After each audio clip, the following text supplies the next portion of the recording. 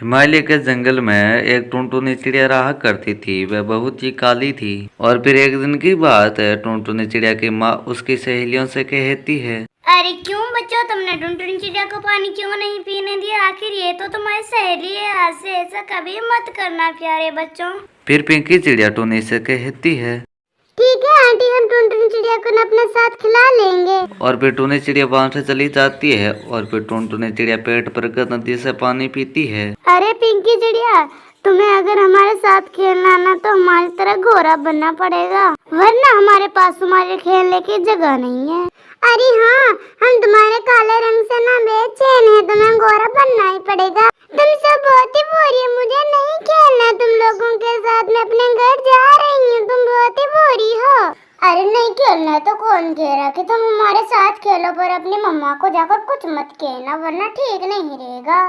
टुनटुनी चिड़िया को बहुत ही बुरा लगता है और फिर वह सीधे अपने घर आ जाती है। और फिर वह घर आकर सीधे लेट जाती है। अगर मैं काली नहीं होती ना तो लोग मुझे ऐसा कभी नहीं कहते।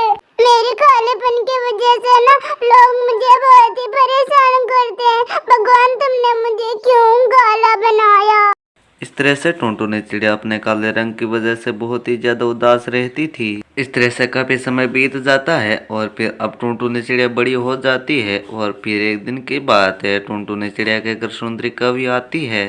अरे हाँ रे बहन, तुम्हारी बेटी को देख कर ना मुझे उसकी काली रात याद आ गई है। इसका हुलिया तो एकदम काला है।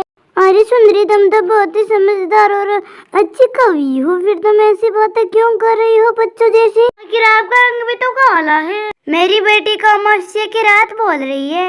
हम कवियों तो काली होते हैं, तो इसमें कौन सी शर्म है? अरे टूनी चिड़िया, तुम तो बहुत ही गोरी हो, तुम्हारी बेटी ऐसी कैसी है? तुमने ऐसे क्या जन्म दी है? ना जाने इस चिड़िया से शादी भी कौन करेगा? ऐसा बोलकर सुंदरी कवि वहाँ से चली जाती है और फिर दोनों माँ बेटी मिलकर रोने लग जाती है। वह सुंदरी कवि तो है ही ऐसी, तुम रो मत बेटा, मैं तुम्हारी ना शादी बहुत ही अच्छे लड़के से करवा दूंगी। वह सुंदरी है, वो तो ऐसी ही बोलती रहती है। मम्मा, मुझे झूठी तसल्ली मत दो ना, वो सुंदरी कवि तो सही कह रही थी, मैं हूँ ही काली, मेरे इस काले रंग को कौन पसंद करेगा? और फिर इस तरह से उदास मन से टुनटुनी चिड़िया वहाँ से चली जाती है। और फिर टुनटुनी चिड़िया सोचती है, देख लेना बेटा, मैं तुम्हारे लिए ना अच्छा घर का रिश्ता लेकर आऊंगी। और फिर ये सोचकर टुनी चिड़िया बंटी कबूतर के घर जाती है और कहती है, बंटी बेटा, तुम तो शहर के जंगल में काम करते हो, तो कोई अच्छा चिड़ा हो तो मेरी बिटिया के लिए जरूर बताना। ठीक है टोनी बहन, आप चिंता ना करें, मैं अपने रिश्तेदारों में ये खबर फैला दूंगा। और फिर अगले दिन बंटी कबूतर अपने रिश्तेदारों के घर जाता है और फिर एक रिश्तेदार के घर जाकर उसके बेटे से बात करता है। मीनू भाई, मेरे ध्यान में एक भोली भाली चिड़िया है, अगर आपको पसंद है तो मैं आगे बात बढ़ा देता हूँ। कबूतर अंकल, वह क्या सुंदर चिड़िया है। अरे भाई, वे बहुत ही ज्यादा काम करती रहती है, अगर आपको पसंद है तो मैं आपकी बात आगे बढ़ा देता हूँ और शादी की बात तय कर देता हूँ। ठीक है भाई, मैं आपके कल जंगल आऊँगा और चिड़िया देखकर वापस आ जाऊँगा।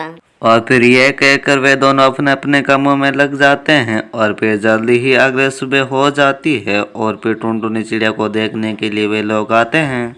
मीनू भाई, हमारी टुनटुनी चिड़िया है ना, बड़ों की बहुत ही ज्यादा इज्जत करती है और घरों के काम तो वे बहुत ही अच्छा करती है। बंटी कबूतर टुनटुनी चिड़िया की तारीफ कर रहा था, लेकिन मीनू चिड़िया को तो टुनटुनी चिड़िया बिल्कुल भी पसंद नहीं आती है। वह कबूतर की बात बीच में काट कर बोल पड़ता है, अरे अरे कबूतर भाई, मुझको ये चिड़िया पसंद नहीं आई है, इसका रंग देखो, काली कलूटी कहाँ से आ गई है। और फिर बंटी कबूतर बहुत ही ज्यादा गिड़गिड़ाता है, तब जाकर मीनू चिड़ा मान जाता है। और फिर कुछ ही दिनों के बाद शादी हो जाती है और फिर से सभी खुशी खुशी रहने लग जाते हैं।